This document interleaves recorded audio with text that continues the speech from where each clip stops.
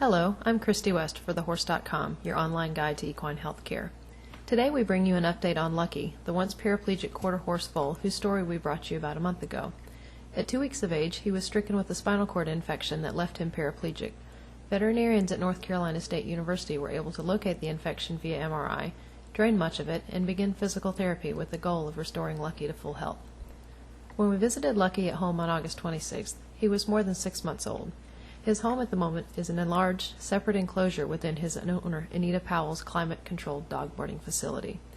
During our visit, Lucky was at least as playful as he was on our first interview, performing his favorite zipper trick on anyone who would stand still long enough, including a visiting veterinarian. After a bit of play, he enjoyed a good grooming by Anita's niece Andrea, and support boots were put on his hind legs, which still show some tendon laxity, although that has improved with cuffed, extended heel shoes. Then it was off to his pen for some sun and grass, which he obviously enjoys. Lucky's walk isn't normal yet, but Anita and her family are hoping that with practice, he'll eventually get there. Just slow down. He always wants to buck like you. I don't think any part of this could be cruel to him, keeping, does he look like he's having a hard time with this? Or? No. Lucky is even content to graze along a fence line with his mother, who rejected him during his early treatment. But his time outside isn't just about grazing. There's playtime and exercise time as well. Lucky will follow Andrea, or at least the treat she carries, just about anywhere, and moves fairly well unassisted for a previously paraplegic horse. Well, used to would take these real baby steps and then take real long in the back. And he's not doing that anymore. We've seen him actually taking some trotting steps, like actual, not just shuffling, not tripping. It's all short-lived and everything, but he can do it. After an hour or more outside, he's brought inside for a rest. He lays himself down without human help, electing to use the side walls of his enclosure for support as he slides down to the ground. Once down, he'll nap for an hour or so, at which time Anita, Andrea, or another member of the family gets him up. He's always ready to get up for lunch. Now, this is another thing we noticed him doing.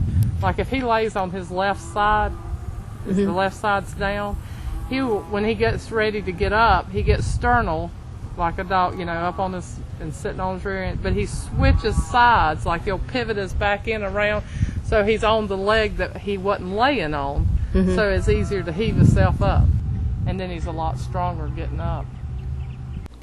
Anita says her goal in caring for Lucky is for him to be able to get up on his own one day and just be a happy, healthy horse. If this was as good as it gets and he could get up on his own, I'd be happy with this. I'd keep his legs wrapped so he wouldn't do damage to his legs, and I would be happy because he's happy. While Lucky's in his stall, a camera system allows his caretakers to keep an eye on him even while grooming their clients' dogs. If he needs help, they're only a few steps away, although Anita says he falls and needs help far less often than before. Their biggest concern today is getting him to stand up without help. He has spent all but 2 weeks of his life relying on humans for this, and seems to regard human prompting as part of the getting up process.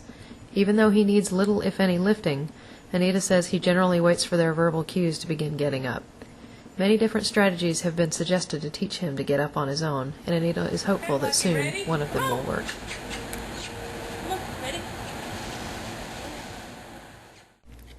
Anita isn't blind to the fact that treating Lucky has been an experiment that ultimately might not work. However, his veterinarians and his progress so far have kept her outlook positive. If he was ever going downhill in any shape, form, or fashion, I would say, let's call it quits.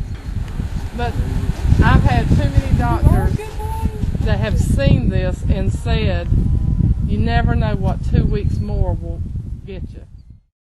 If he's happy and things are still going in a positive direction and he's not in any pain, we'll just keep going I'm not ready to quit yet, and I don't think NC State's ready to quit.